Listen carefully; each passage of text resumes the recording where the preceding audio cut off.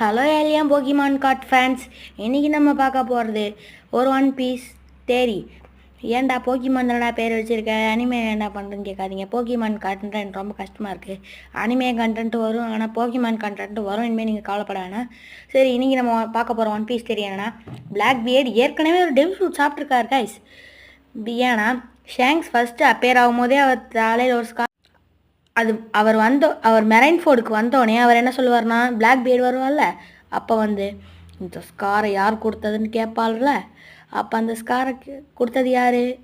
Black beard தான். ஆனால் எப்படி அவருக்கு அவ்வளோ அந்த ஸ்காரை கொடுத்துருப்பாருன்னு நமக்கு தெரியாது. ஏன்னா ஷேங்க்ஸ் எவ்வளோ பவர்ஃபுல்னு நமக்கு தெரியும்.